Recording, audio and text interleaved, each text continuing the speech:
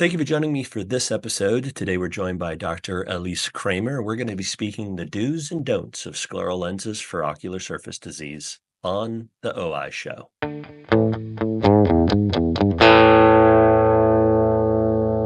Thanks again for joining us for this episode. I'm so excited to be here with you again. Dr. Elise Kramer, how are you, my friend? I'm great and super excited to be here too. Again, it's been a while, right? It has been. Elise has been on the OI Show and the Myopia podcast a couple of times, and so our guests know you. But if somebody's new and they haven't listened to those amazing prior episodes, can you tell us a little bit about you and what you do? Yeah, so I'm a contact lens specialist. I live in Miami, Florida.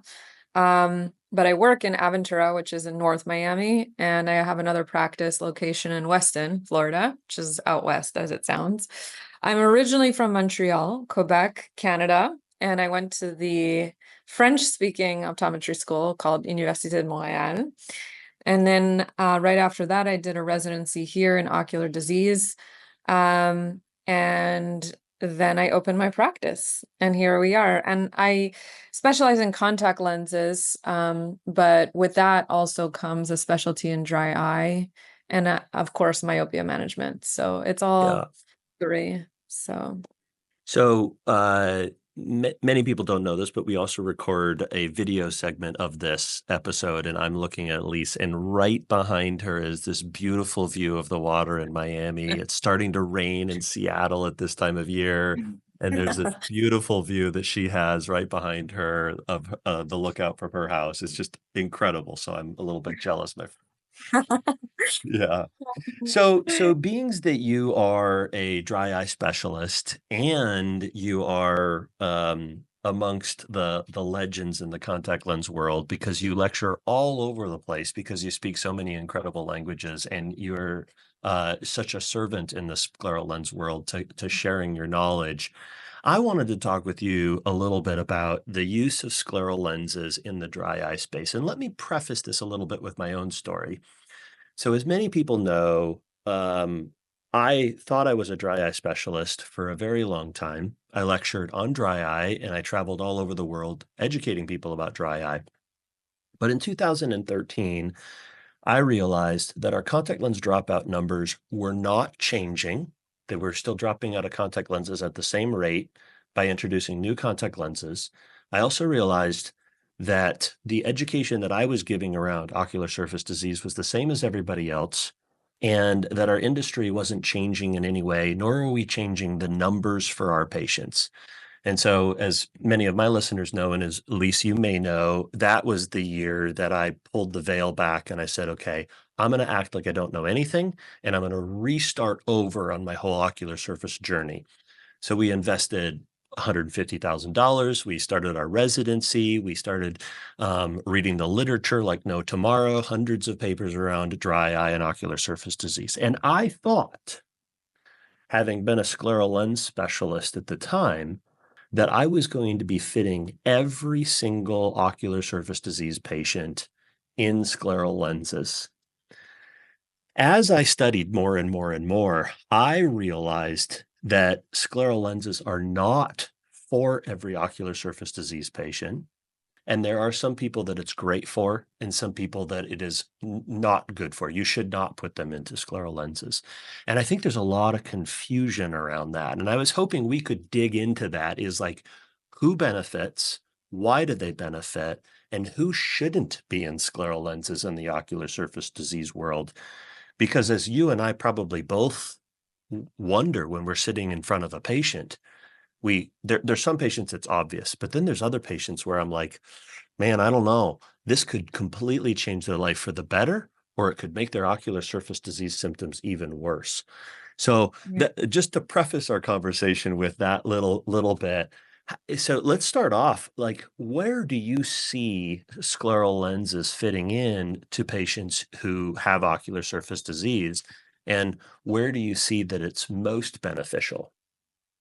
So first of all, I love your story and I love, the vulnerability behind, being a seasoned practitioner and admitting that you also are learning. And that's one of the things I'm doing constantly. And I'm always learning, and I do have a lot of experience, but there are so many things I don't know, and there's always change, right?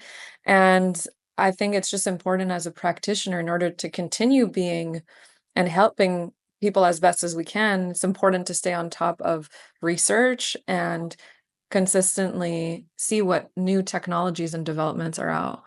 So when we are talking about a scleral lens for a patient that has dry eye, it's important to understand why they have dry eye. And in every case of dry eye, it's never the same. And I wish I had a formula where I could say, okay, 1, 2, 3 scleral lens, but I don't. And every patient that comes in has dry eye until proven otherwise. And it's important to check the underlying cause, because that will determine if they're a good candidate for a scleral lens or not. Yeah. Yeah, I think that's really key is you have ocular surface disease, you have dry eye until proven otherwise. So there are some classic, patients who are going to benefit, Steven Johnson syndrome, some of those types of patients, they've got maybe more of a corneal dry eye issue, like there's a corneal problem and they're going to be benefiting from. Can you mention a couple of instances where a patient has a ocular surface disease, a corneal surface disease, where you might be like, okay, those patients are referred to your clinic for scleral lenses because they're beneficial? Yeah, so I think, as you mentioned, the Steven Johnson syndrome is a slam dunk, because they have limbal stem cell deficiency. And as you said, it is a corneal disease, but they do very much benefit from a scleral lens because their ocular surface is so irregular, Mhm. um, and damaged, and they don't have the adequate way of maintaining a healthy corneal epithelial layer. Um, and tear film. But there's other conditions, of course. There's Sjögren syndrome, which is a slam dunk as well, because Sjögren syndrome are patients who will try everything. They don't necessarily have evaporation, excessive evaporation, but they can. But what they do have is a deficiency in the amount of tears that they're producing, and a systemic disease behind that. And so these patients, no matter how many artificial tears they're using, so another case is patients who have Sjögren syndrome, which is also the type of patient that would be referred to me, because in order to fit them with scleral lenses, these patients may or may not have an evaporative component, but Yeah. what they do have is a complete lack of adequate tear production. And yes, we can put punctal plugs, and we can help them with immunomodulators, immunosuppressants. We can help them with artificial tears, or platelet-rich plasma as well, and other things. But the scleral lens is so key in maintaining a uniform ocular surface. A lot of these patients, their biggest complaint is vision, and it fluctuates so much during the day, other than, the pain and the irritation and the discomfort that they're feeling without a scleral lens. It's really the vision. They just, especially if they do have an evaporative component, they're just not able to see well, and that is probably the most debilitating aspect. Mhm. Yeah. Another situation that comes to mind is someone who's had exposure, so either from an eyelid coloboma, or maybe an Chemical eyelid, burn? Mhm. yeah, chemical burn, or an overshoot, a blepharoplasty overshoot. We see a ton Yeah. of blepharoplasty here in South Florida, so that's not an uncommon thing that we see as well. Why is that? Why? I well, Miami, it's superficial, and people are very into facial cosmetic here, and Yeah, there's to that end, yeah. when we talk about that, I have patients who need to do eyelid surgery. I had a patient just the other day, and how do this is an offshoot but how do you make a recommendation when somebody wants to do that? Do you I specifically say, I want you to see an ophthalmologist who specializes in lid surgery or plastic surgery if you're going to do any of those sort of things, but not everybody does that, right? Some people are plastic No. surgeons and they just do those other stuff. Do you have recommendations? Yeah, so first I tell them about a great eye drop that we have that can be used to lift the eyelid.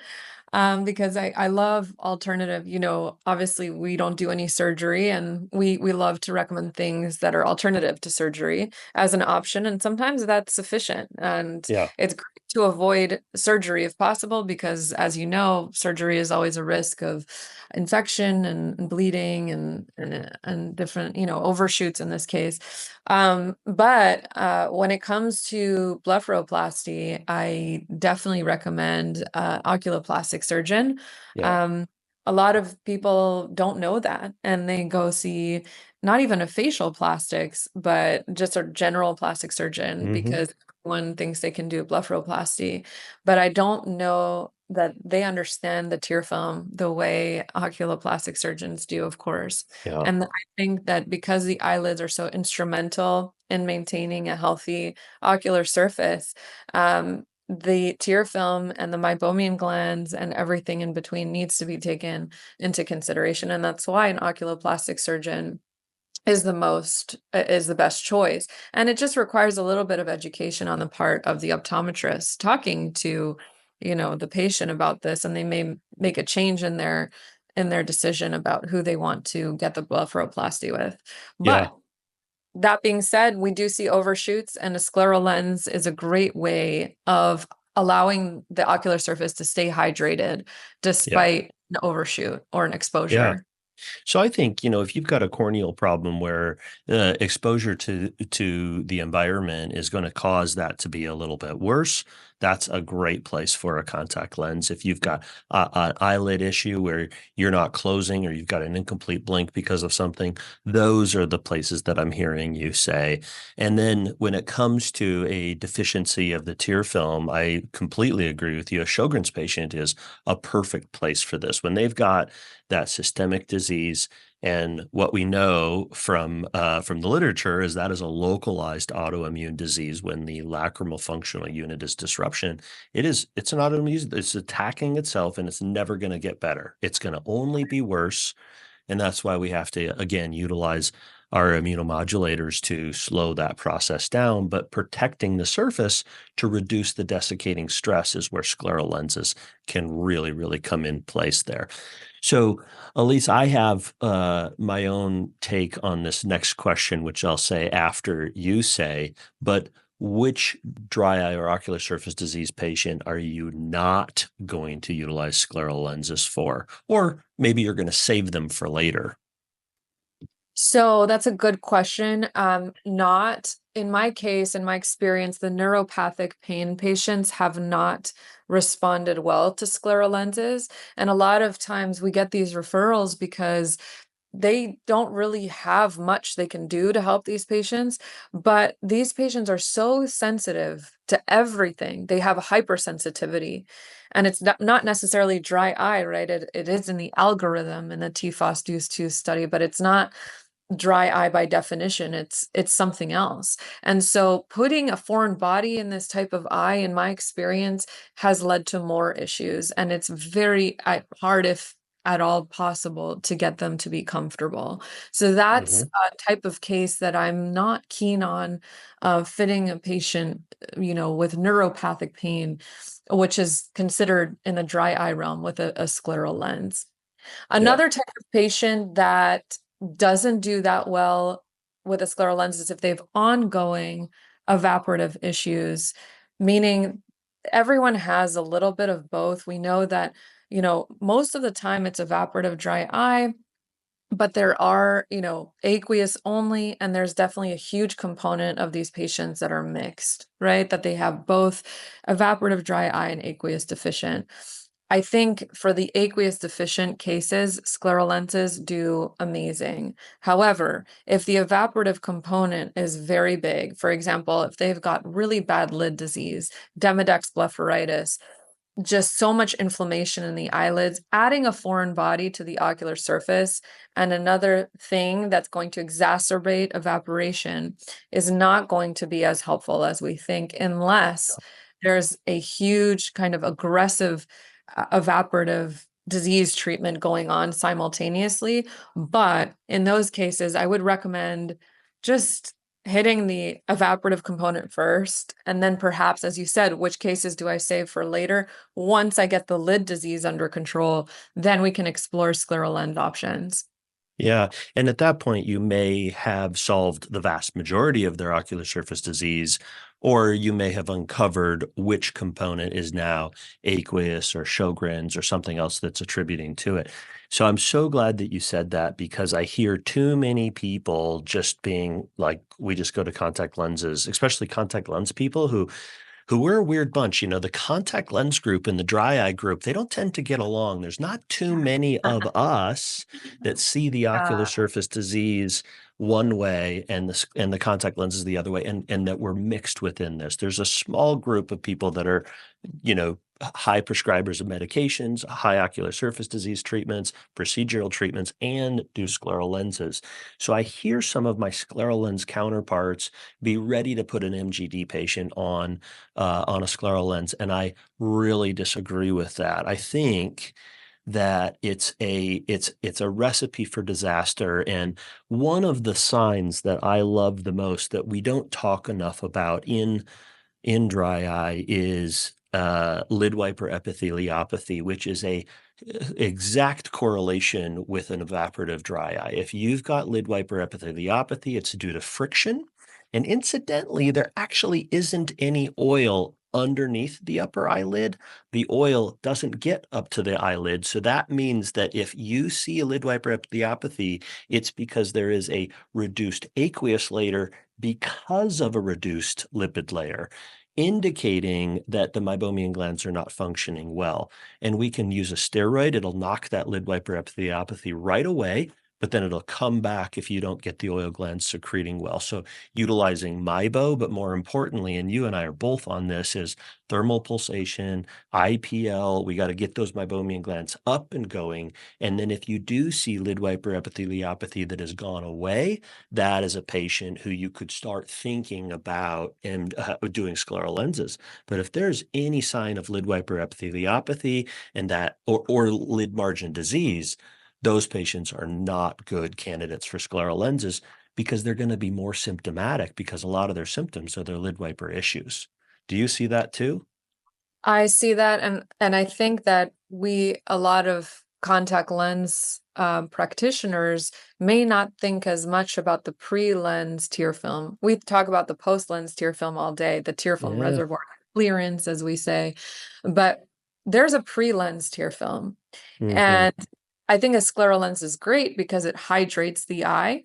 But in a case of evaporative disease, the problem is not hydration. We have enough tears. The problem is the quality of the tear film and the fact that they're evaporating too quickly. They're not Yeah. going to evaporate any less quickly if you have a scleral lens. In fact, they'll Yeah. probably evaporate more quickly because it's a foreign Yes. body and you're interrupting the ocular surface with a foreign body made of Yeah.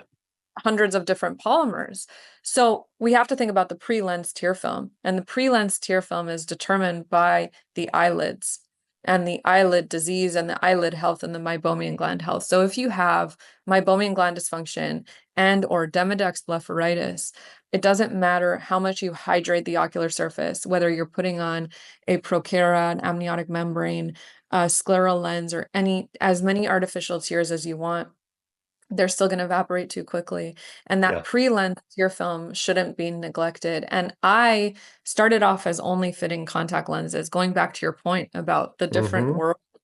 And I just don't think, and I learned that in order to be successful with contact lenses, and you were talking earlier about dropout, we have to address the tear film because you can't put a foreign body in the eye and not address anything else that's going on and Yeah. expect it to. Yeah. So last thing here is, so let's say we're going to do a scleral lens on a patient. Obviously, we're going to get the fit as optimized as we can be. Anything else that you're ordering along with that lens? Are you choosing a different type of material or a treatment for that type of patient? Right now we have Hydra-PEG and we have plasma coating and those sort of things. How do those fit in with your patient base? So all my lenses come plasma treated automatically. In terms of the type of material, It really depends on the condition. If you have a case of a corneal transplant, or limbal stem cell deficiency, we were talking about the Stephen Johnson's patients, someone with maybe a compromised endothelial layer, I'm going for a high decay material. If I have a patient with terrible ocular surface, evaporative disease that I do decide to fit with the scleral lens eventually, I may have to add the treatment that you mentioned, tangible Hydra-PEG, in order to improve the or how do we say this? The wetting Mm-hmm. aspect of the front surface of the lens, its interaction with the tear film, allowing the eyelids to glide better on the surface of the lens. So I don't automatically add anything. Again, everything is really case by case. I don't automatically include tangible Hydra-PEG. I like to see how the lens interacts with the ocular surface. And if I see that they have trouble wetting the surface of the lens, then I address their ocular surface issues, but then I also usually add tangible Hydra-PEG. Mm-hmm. Okay, well, that's a good kind of not recipe, but recipe as far as how you look at that. That's awesome. I think we nailed it. I think we've got it figured out for everybody. We know exactly when to do it and when not to do it. This is good. I'm really glad that we have some consensus on some things and how you and I agree on that. That obviously means I'm right if you are in agreement with me. And hopefully this will be helpful for some other people as well. So thank you. Thank you for hanging out. Of course. Thank you Yeah. so much for having me. And thank you for joining us for this episode of the OA Shy. Make sure to like and subscribe, and we'll see you next time.